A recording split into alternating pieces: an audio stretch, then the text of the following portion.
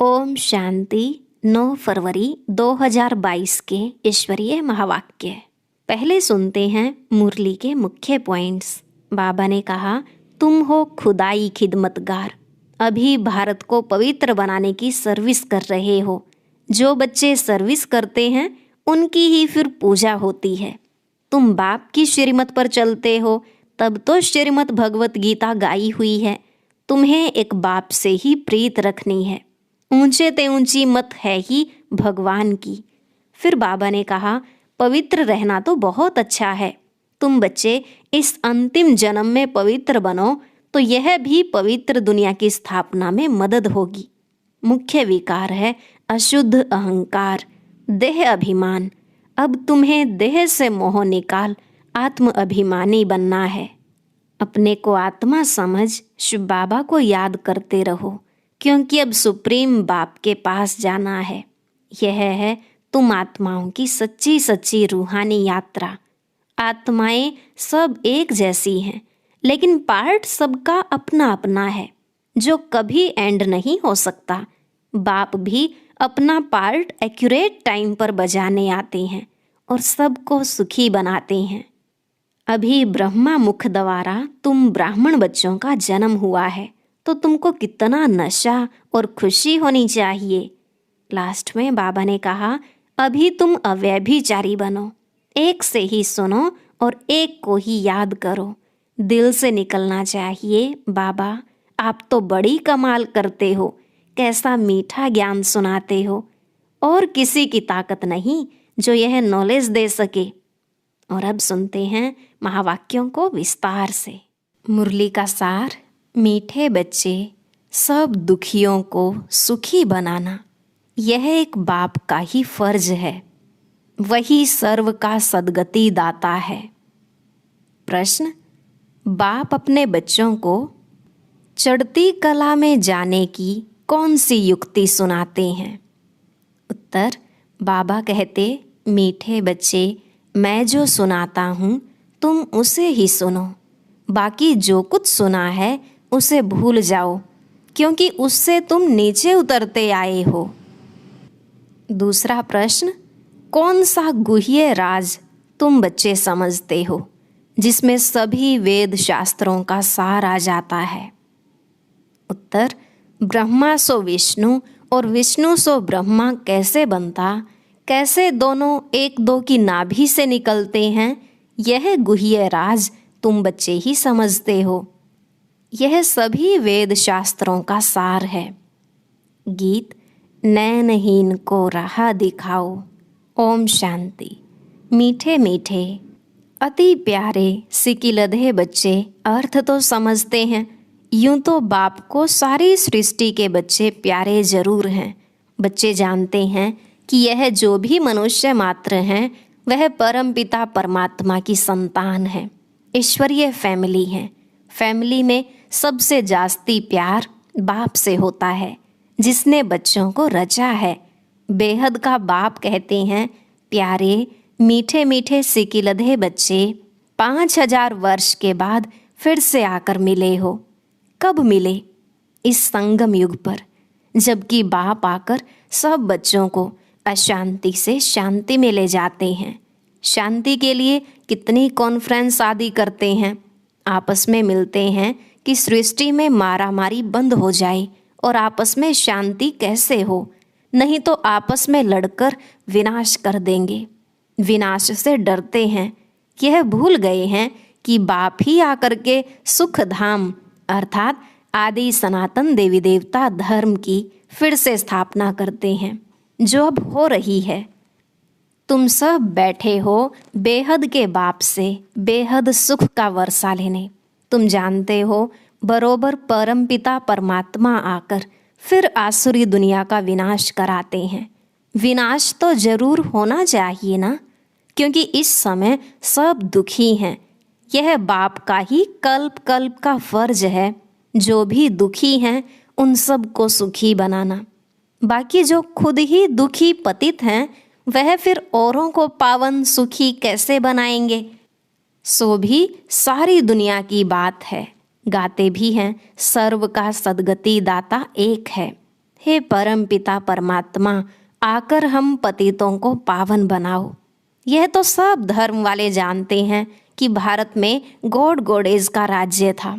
उस समय हम लोग नहीं थे। प्राचीन भारत की बहुत महिमा है। भगवान ने पहले पहले स्वर्ग रचा। उसका मालिक कौन था? भारत। स्वर्ग में सोने हीरे के महल थे। भारत बहुत साहूकार था। अब कलयुग के अंत में अनेकानेक धर्म हैं। बाकी एक देवता धर्म प्रायलोप है। कंगाल महान दुखी बन पड़े हैं। अब वह बाप कहते हैं यह ब्रह्मा दादा तो ज्वाहरी था। यह नहीं कहते हैं, निराकार बाप कहते हैं इस शरीर द्वारा कि यह ब्रह्मा भी अपने जन्मों को नहीं जानते हैं। तुम ब्रह्मा कुमार कुमारियां भी अपने जन्मों को नहीं जानते थे। मैं इनमें प्रवेश करता हूँ। यह भी ड्रामा में था। कैसे प्रवेश होते हैं यह सवाल नहीं है। बाप कहते हैं मेरे को अपना शरीर नहीं है। मैं साधारण बूढ़े तन में आकर प्रवेश करता हूँ। आता भी हूँ भारत में। यह अपने जन्मों को नहीं जानता।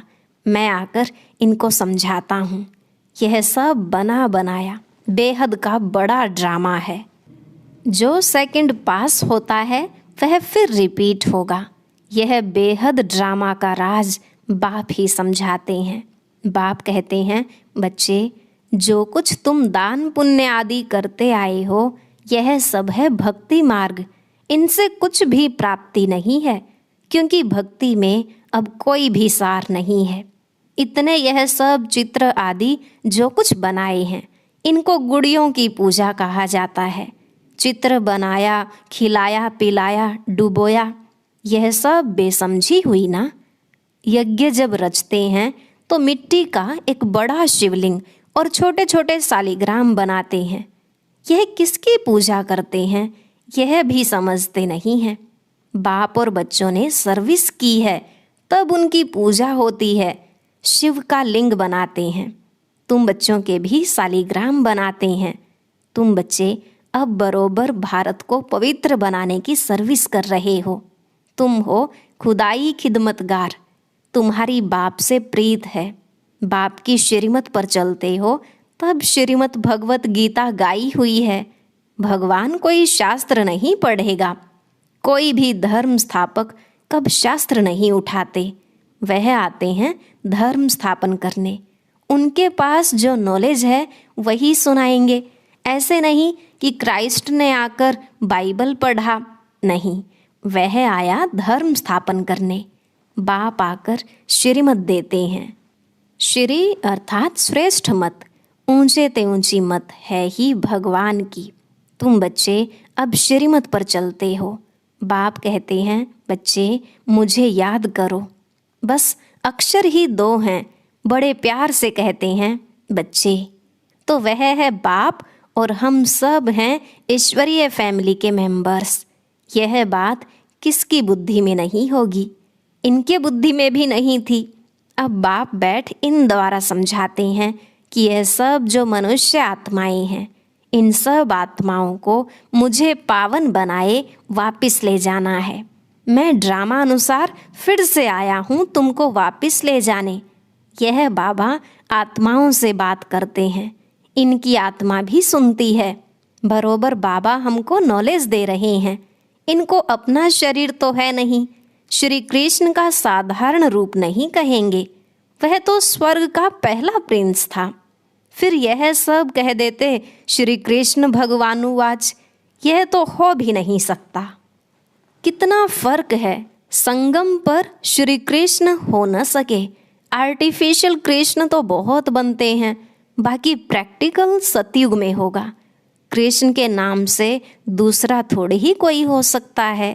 नाम तो बहुत अपने ऊपर रखवाते हैं। बाप कहते हैं बच्चे, इस अंतिम जन्म में पवित्र बनो तो पवित्र दुनिया की स्थापना में मदद होगी। पवित्रता तो अच्छी ही है। बहुत बच्चियां मार खाती हैं, अबलाओं पर अत्याचार होते हैं। लिखते हैं बाबा क्या करें, हमको इस बंधन से छुड़ाओ। नाटक में दिखाते हैं द्रौपदी को साड़ियाँ दी। यह एक कहानी बना दी है। बाबा कहते हैं, बच्चे अब पवित्र बनने से 21 जन्म तुम कभी निर्वस्त्र नहीं होंगे। वहाँ है ही राम राज्य। मुख्य विकार है अशुद्ध अहंकार, देह अभिमान, देह से मोह रहता है। वहाँ है आत्म अभिमानी। समझते हैं हम पुराना शरीर छोड़ दूसरा लेते हैं, उसको आत्म अभिमानी कहा जाता है। बाप कहते हैं, तुम सब आत्मा हो, शिव बाबा को याद करते रहो, क्योंकि अब वापस जाना है। यह है आत्माओं की सच्ची सच्ची रूहानी यात्रा। सबको सुप्रीम बाप के पास जाना है। तीर्थ यात्रा पर जाते हैं तो रास्ते में राम राम कहते जाते हैं। बाप कहते हैं, तुम बाप को याद करते चलो। अब सारी दुनिया तो राजयोग नहीं सीखेगी, कल्प पहले वाले ही यहाँ आएंगे। अभी कलम लगना है। जो देवी देवता धर्म का मीठा झाड़ था सो प्रायलोप हो गया है, बाकी टाल टालियाँ खड़ी हैं। बनेन ट्री का मिसाल, वैसे ही इस देवी देवता धर्म का जो फाउंडेशन है वो सड़ गया है, बाकी निशानियाँ रहे हैं, परंतु वह कौन है यह किसको पता नहीं है। न अपने धर्म का पता है, इसलिए हिंदू धर्म कह देते हैं। बाप कहते हैं, तुम्हारा भारत कितना सिरताज था। धर्म के लिए ही कहा जाता है रिलीजन इज माइट। अभी तो देवता धर्म है नहीं, फिर वह धर्म कैसे स्थापन हो। बाप है सर्वशक्तिमान, वर्षा उनसे मिलता है, ताकत भी उनसे मिलेगी। बाप है सृष्टि का बीज रूप, हम उनकी फैमिली हो गए। बाप सत्य है, चैतन्य है, ज्ञान का सागर है। सब कुछ आत्मा में है। आत्मा ही सुनती है, पढ़ती है। आत्मा में ही अच्छे बुरे संस्कार होते हैं। इस समय सबकी आत्मा तमोप्रधान हो गई है। सबसे जास्ती तमोप्रधान बुद्धि भारतवासी ही बने हैं। श्रेष्ठ ते श्रेष्ठ आत्माएं भी भारत की ही थी, वही हेवन के मालिक थे। यह नाटक बना हुआ है, सबको अपना अपना पार्ट मिला हुआ है। आत्माएं सब एक जैसी हैं, उनमें कोई फर्क नहीं है। ऐसे नहीं हमारी आत्मा छोटी है, बाबा बड़ा है, नहीं, आत्मा छोटी बड़ी नहीं होती। आत्मा 84 जन्मों का पार्ट फिर से रिपीट करती है, उनकी कभी एंड नहीं होती। एक आत्मा कितनी सर्विस करती होगी। वह अविनाशी पार्ट कभी मिटने वाला नहीं है। क्या यह बातें विद्वान पंडित शास्त्रों की अथॉरिटी जानते हैं? इतनी छोटी आत्मा में कितना भारी पार्ट है। परमपिता परमात्मा भी ड्रामा के वश में है, पार्ट बजाने के लिए बंधा हुआ है। एक्यूरेट टाइम पर ही आएगा, उनको भी अपना पार्ट टाइम पर बजाना है, सबको सुखी बनाना है। ख्याल करो आत्मा क्या है। बाबा की आत्मा भी इतनी छोटी बिंदी मिसल है। इतनी छोटी चीज़ की पूजा तो कोई कर ना सके, भक्ति के लिए फिर बड़ा बनाते हैं जिसकी पूजा हो सके, जिसको शिव अथवा रुद्र भी कहते हैं। है बिंदी मिसल, तिलक देते हैं ना। यहाँ यह बड़ी समझने की बातें हैं, और तो कोई समझा न सके। यह बाप बैठ समझाते हैं, बहुत महीन बातें हैं। बाप समझाते हैं, बच्चे आत्मा देखो कितनी छोटी है, आत्मा के ऑर्गन्स देखो कितने बड़े हैं। इस समय सबकी आत्मा और शरीर दोनों ही पतित हैं। अब फिर पावन बनना है। तुम अव्यभिचारी बनो, एक से ही सुनो, एक को ही याद करो। ओहो बाबा, आप तो बड़ी कमाल करते हो, कैसा ज्ञान सुनाते हो। और किसकी ताकत नहीं जो यह नॉलेज दे सके। तुम्हारी चढ़ती कला अब ही होती है, जबकि बाप आकर पढ़ाते हैं। इस समय सभी मनुष्य मात्र पतित हैं, इसलिए बाप कहते हैं, मैं सबका उद्धार करने के लिए आता हूँ। रात से दिन में जाने का रास्ता बताता हूँ। गाते भी हैं, नैनहीन को राह बताओ। गोया सभी कहते हैं, हम नैनहीन हैं, हमको राह बताओ। कहाँ की राह? अपने घर की। यहाँ तो बहुत दुखी हैं, बाबा, हम अंधों की लाठी तो आप ही हो। बाबा, अक्षर से वर्षा याद आता है। प्रभु या ईश्वर कहने से वर्षे का नशा नहीं होता। तवमेव माता च पिता तवमेव, यह उनकी महिमा है। मनुष्य कह देते यह वेद तो अनादि है, परंतु पूछो कब से पढ़ते आए हो? क्या सतयुग से लेकर? वहाँ शास्त्र तो होते ही नहीं। यह है भक्ति मार्ग के, कुछ भी जानते नहीं। बाप कहते हैं अभी मैं आकर तुमको सबका सार समझाता हूँ ब्रह्मा द्वारा। ब्रह्मा बच्चा मेरा है या विष्णु की नाभि से निकला है? ब्रह्मा तो शिव का बच्चा हुआ, विष्णु का बच्चा तो नहीं है। हाँ, ब्रह्मा ही फिर विष्णु बनते हैं, फिर विष्णु 84 जन्म बाद ब्रह्मा बनते हैं। यह बहुत गुह्य राज है जो तुम बच्चे ही समझते हो। अभी ब्रह्मा मुख द्वारा तुम ब्राह्मण बच्चों का जन्म हुआ है, तो कितना नशा और खुशी तुम बच्चों को होनी चाहिए। अच्छा, मीठे मीठे सिकिलधे बच्चों प्रति माता पिता बाप दादा का याद प्यार और गुड मॉर्निंग। रूहानी बाप की रूहानी बच्चों को नमस्ते। रूहानी बच्चों की रूहानी बाप दादा को नमस्ते नमस्ते, गुड मॉर्निंग।